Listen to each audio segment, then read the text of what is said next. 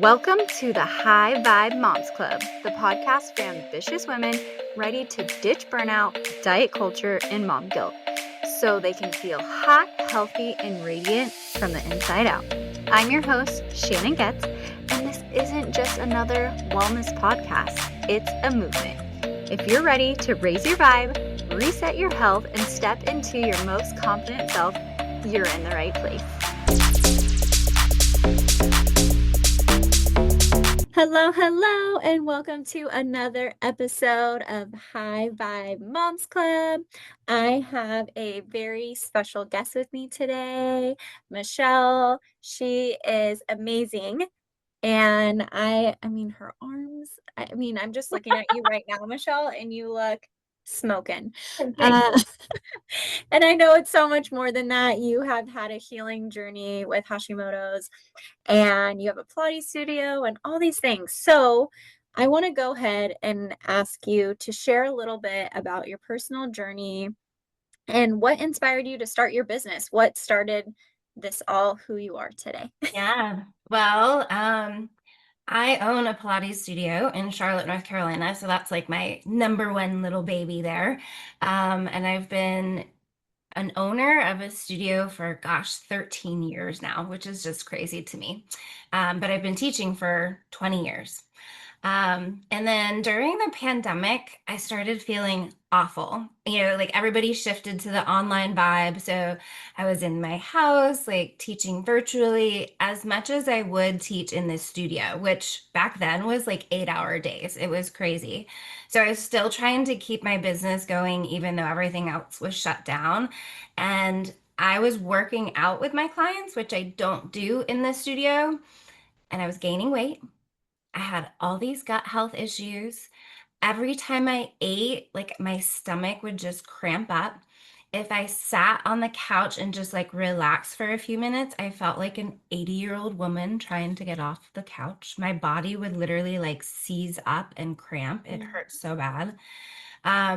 So I just started trying to dive in, like what's happening to me. Why, I was 40 at the time. And I went to a functional medicine doctor, and they're like, well, you're just going to start slowing down. You're in your 40s. And I was like, I like just turned 40 like a couple months ago, Yeah, this like, was a functional medicine doctor, not like your regular. Wow. Okay. yeah. Yeah, because I don't have a regular doctor because I just have never really been like a firm believer in Western medicine. And so I've never really gone to the doctors very often. And I was never sick. So I didn't feel like I needed to. So I chose to do functional medicine at first, and I was so disappointed because, again, like she was just coughing it up as being in my 40s, and this is what happens. You're going to slow down. And I'm like, but like literally a few months ago, I was running up mountains. Like, this doesn't make any sense. Yeah. And she ran all this blood work and told me I had oxidative distress and mitochondrial dysfunction and all this crazy stuff, but never explained like what Like, I what should does that do with mean? it. Yeah, like how did this happen? Like how do I get rid of it? Right. And she never said anything to me. So I became a macro coach and just like kind of taught myself that fueling my body a certain way would help. And it did for like a moment, but it never healed all of the root causes of my issues. And it literally took me 4 years before somebody diagnosed me with Hashimoto's. Wow. And what was your nutrition even at that time when you were 40 and you Oh just my felt? God. Everybody like makes fun of me and would say, we're going to get Michele a chia pudding cake for her birthday. So I've always been a healthy eater. Okay. Okay. Okay, I love that. That's the most frustrating part is when you feel like you're doing all the right things and then you're like, why do I still feel like crap? I'm doing everything I should be doing. But I will say, like, with the one thing that I learned from macros was that I was an undereater, and I had no idea that that was even a thing. And, I did the whole fasting in the morning, and I would like juice and drink my tea, and like I did the whole lemon juice and cayenne and honey in the morning. Like, Oh, I did it all. But like after a while, I started noticing, like around 10, 11 o'clock, I would get so irritable with my clients. And I'm like, what is wrong with me? Why am I being so mean? Little did I know I was not fueling my body properly. So the macro coaching definitely was educational and that helped me a lot. But again, it just really wasn't the end all be all for me. It really needed to just come right down to finding what was truly going on inside. Yeah. Okay, so you said at 4 years starting like that healing journey, you found out it was Hashimoto's. So Yeah. what exactly is Hashimoto's and how is that different from like hypo or hyperthyroidism? Yeah, Hashimoto's is where it's an autoimmune disorder. So it's not actually like a thyroid disorder. So it is literally an autoimmune disorder that attacks either your thyroid or your nervous system or both. And in my case, unfortunately, it was attacking both. Hashimoto's can lead to hypothyroidism if you are not treating it properly. Okay. And so, like, it's really sad. I've talked to a lot of other women who are going through this diagnosis, and their doctors are like, we'll put you on meds, and in a couple years, we'll just take your thyroid out. And I'm like, why? Why are they like this? Like a huge Wow. fear factor. Like, what do you mean you have to take my thyroid out? So again, Hashimoto's is an autoimmune disorder. It's not a thyroid disorder. And so why doctors are putting that like major fear into their patients is just mind-blowing to me. Because you can heal holistically with diet and proper workout, stress management, all those details. Mm-hmm. Mm-hmm. Okay, so what would you say is the most common overlooked symptom with any sort of thyroid issue? Because I know a lot of people might be like, oh, I'm fatigued, I have a headache, I'm, not feeling myself. And if I always recommend people get blood work, but if they weren't straight to get blood work, they might be like, oh, it could be testosterone, oh, it could be this, or you go to the doctors. And in my case, what they did is they just wanted to prescribe me, like you said, a bunch of medicine and then be like, okay, well, not fix the root cause. So what are some overlooked, I guess, symptoms or signals that most women might want to be aware of? I think that's probably one of the hardest things is because like even like perimenopause, right? So like I'm in my 40s, so some people might say like, "Oh, you're just in perimenopause." My hormones have really fluctuated, and my sex hormones especially like tanked on me at a certain point. So it wasn't unlikely that I was in perimenopause. So that is the hardest part is that those type of symptoms are very similar to what I experienced with Hashimoto's. And it's unfortunate because women even in their 30s can start feeling this after having kids and all of that kind of stuff. And so it's really that weird fine line of like what could this possibly be? And unfortunately, like a lot of primary care as well as functional medicine doctors don't run a full panel to show antibodies for autoimmune disorders. They're like, you don't need that. I actually had a client who literally begged her PC for the specific blood work to be done to show whether or not she had Hashimoto's because she like read about all this stuff and he was like, no, you don't need to do that. And so finally she's like, you need to run, it's called TPO, and that shows your antibodies, whether they're high or low, to signify whether or not you have Hashimoto's. So that's like one of the biggest things on your blood work, as well as like your free T3, free T4, which are all like thyroid markers. But the TPO is what is going to show whether or not you have an autoimmune. Okay, I have heard of the three and the four, but yeah, I didn't know Mhm. the TPO. So that Yeah. is new information. Okay. Yeah, like they'll normally run like TSH, which is your thyroid Mhm. stimulating hormone, and then T4 or T3, and they don't do TPO. And so that's why it gets so overlooked. And they're just like, go on a diet or work out more, like if it's a weight gaining situation. So it's really unfortunate because they just know like the basics and that's what they're going to focus on instead of, again, going into the root cause of stuff. It's also their education. I know when I was in school, they even say like don't expect somebody to be the unicorn. Yeah. Like start with the basics, like start with just like the nutrition and the movement and stuff like that. And if they're not feeling better, then you move on. But a lot of us, we want to jump to our clients and ourselves, like we're the unicorn, we have all the things. I know. And it's like the other thing that for me was like, go get a colonoscopy, an endoscopy, a SIBO test, like all this stuff. And I was like, my insurance isn't going to pay for this because most insurances won't pay for colonoscopies until you're 45. And I was like, I can't pay thousands of dollars to have a colonoscopy or an endoscopy. And what? Nothing's going to come out of it. You know what I mean? So I was just like, wow, this is a lot to take in. And you have to really become your own advocate. Absolutely. Absolutely. I've learned that from my healing journey as well, is they'll just be like, "Oh, everything's fine," based on the lab work sometimes. Um, this was in my 20s. They said everything was fine, and you have to dig deeper and then finally figure out that it could be an autoimmune or Yeah. something else. Um, okay, earlier you mentioned a little bit about stress. Mm. Um, I want to kind of go back to that. So, a lot of us are living in chronic stress. Our cortisol levels are off the charts, and we don't even necessarily realize it because one, it's addicting. So, we are always going for it. And two, it's become the norm. So, for a lot of the women who are in like that chronic stress or feeling burnout, how exactly does that affect the thyroid hormone? And what are maybe some tools that they can start using, whether it's movement, nutrition, or something like that? Like, what would you recommend for somebody who's starting to feel that chronic stress and maybe have a thyroid issue?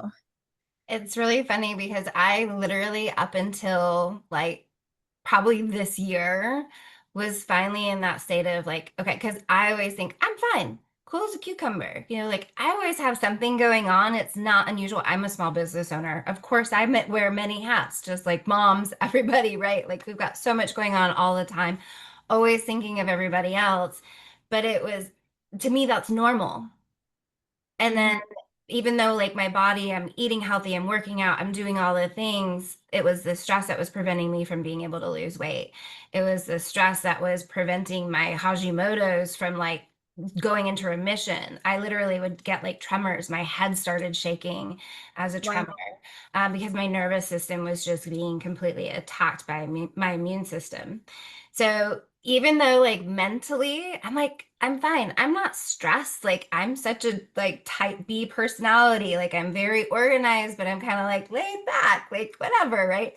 And then I finally was like, no, your body is totally saying otherwise. You have to do something different. And I think that is the most challenging thing for women, is accepting that and stepping back and saying, what do I need to do differently?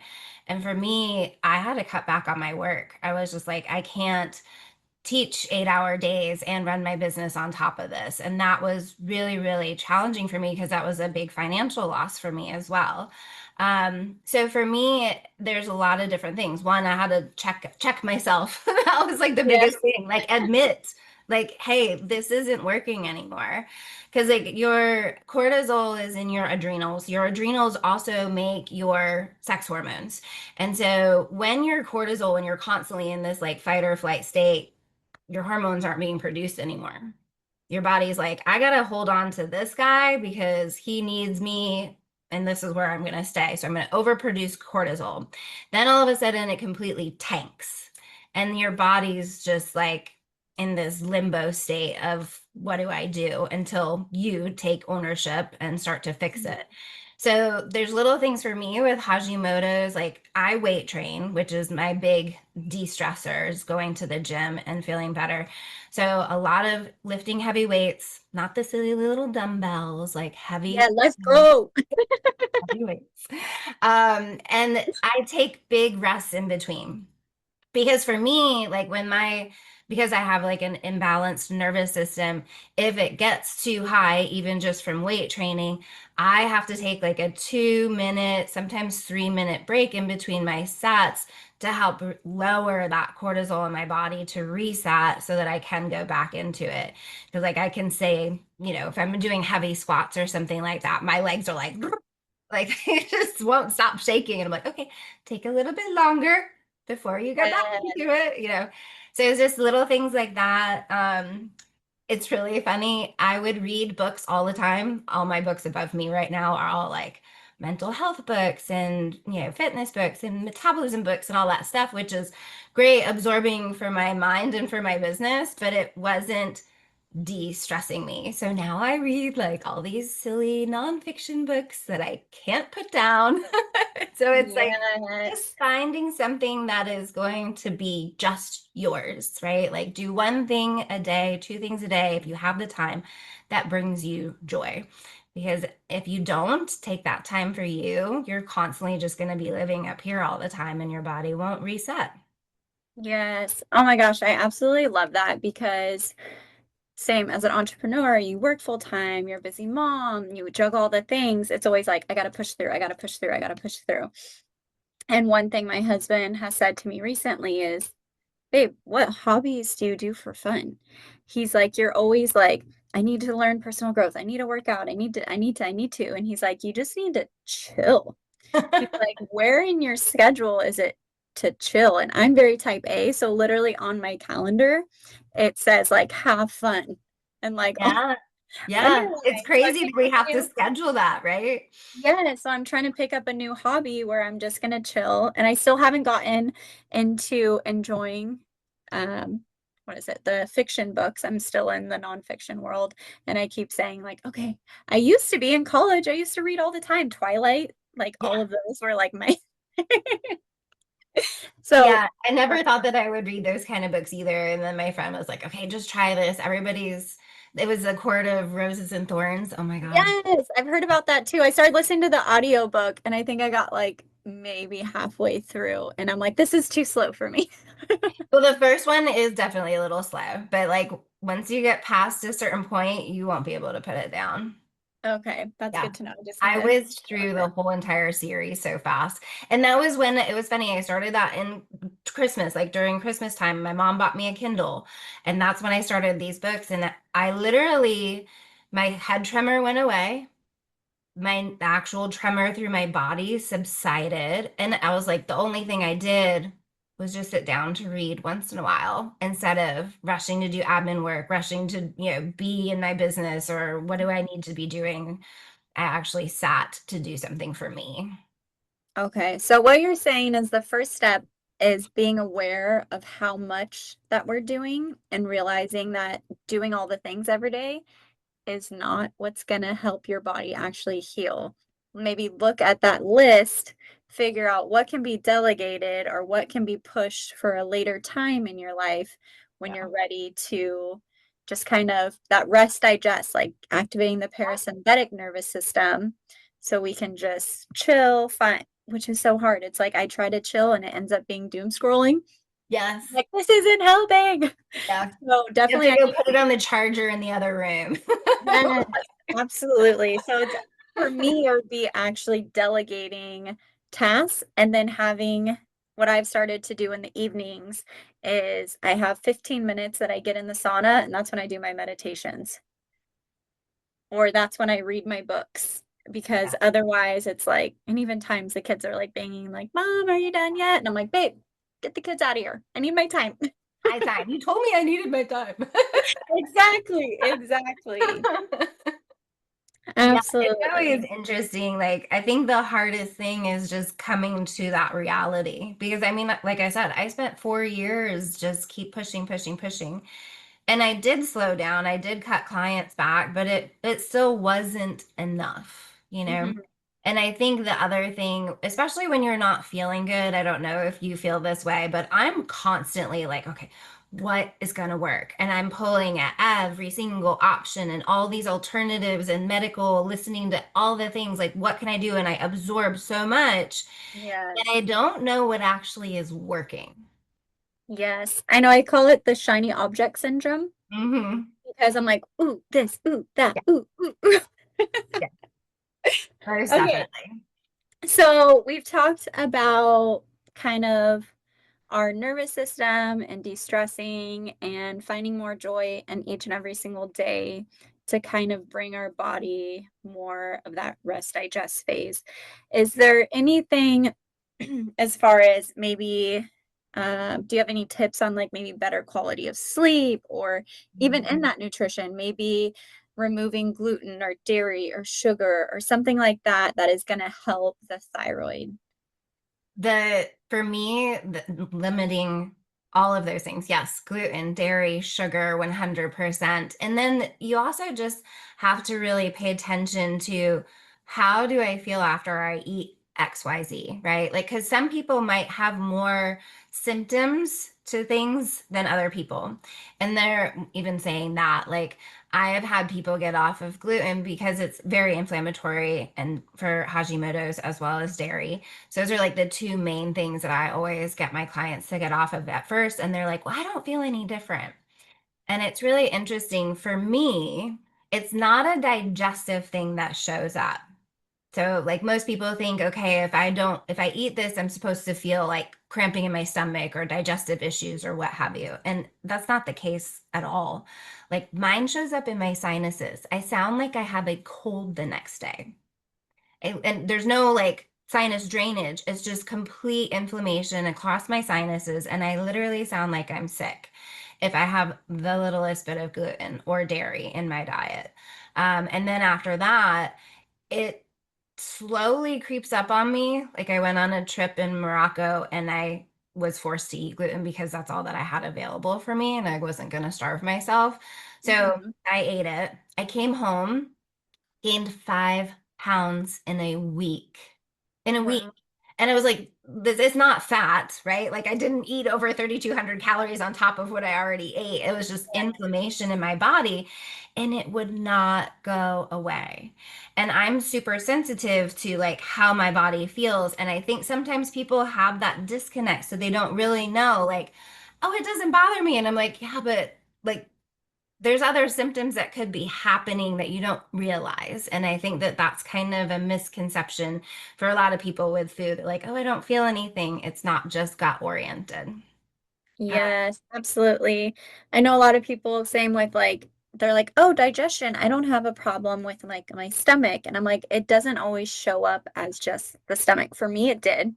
But for others, it could be eczema, it could be Yeah. headache, it could be, like you said, sinuses, stuff like that. There's a lot of other triggers.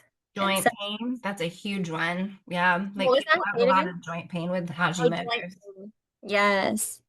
Yes, and like it's just kind of frustrating when you do go to the doctors and they're like, "Oh, just take this medicine and mask whatever your symptom is," versus actually coming to the root cause. Yeah.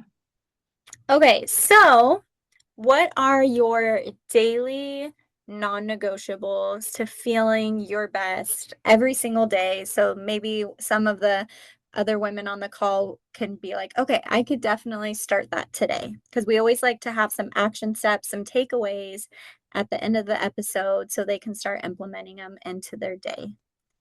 I think for me, one of the biggest things when I started this whole journey was really truly paying attention to my food labels, like Okay. actually reading what I was buying. Because like the other day I was looking for almond butter and I literally, it was like just almond butter. That's very simple. Almonds, right? That's all it should be in there. No, there was sugar, there was palm oil, there was like all this stuff. And I'm like, no. And it literally went through like 6 different types of almond butters before I found one that said just almonds.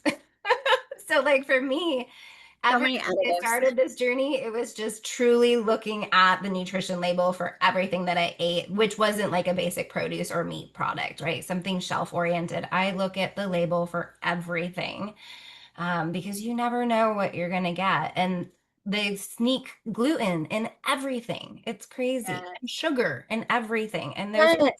big inflammatory markers. Yes. The other day I went to Costco and I was craving some potato salad. And I grabbed the potato salad and I think like a couple, like the third ingredient over, which is like the most abundant ingredient versus the least in that order. So it's Mhm. like the third or fourth ingredient was sugar. Yeah. I was like, In am I potato salad. potato Like, why? Why do I need sugar in potato salad? salad? Yeah, Yes. it's Yes. awful. Okay. But that, like, Perfect. I would say that from the beginning of this journey has been my like biggest eye-opening and very helpful just all over, like mentally, physically, inflammation wise, gut wise, all the things like that has been such a benefit to me to be more aware of like what I'm actually eating. And it's funny because now my boyfriend, he looks at everything as well. Perfect. I love that. I love that.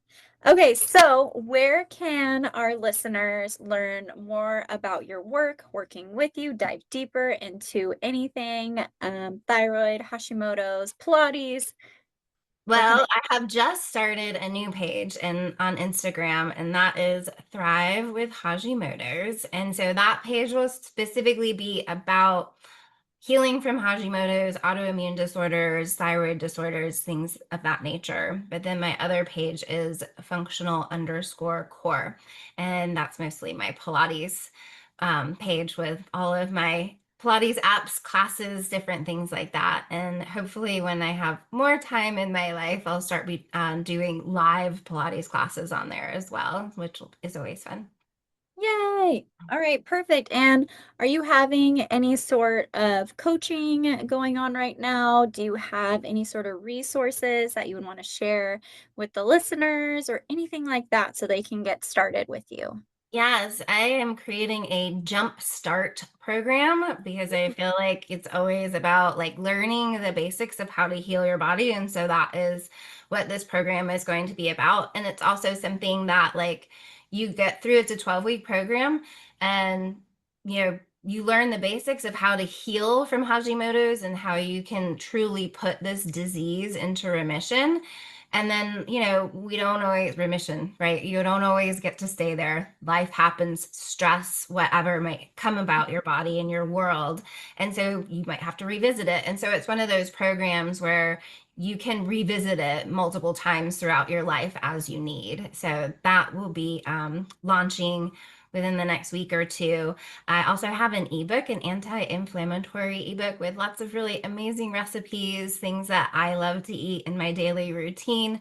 And it also just really helps to break down information on inflammation and what that looks like in your body and understanding like what root cause actually means to help heal. Perfect. We will link all of that in the show notes.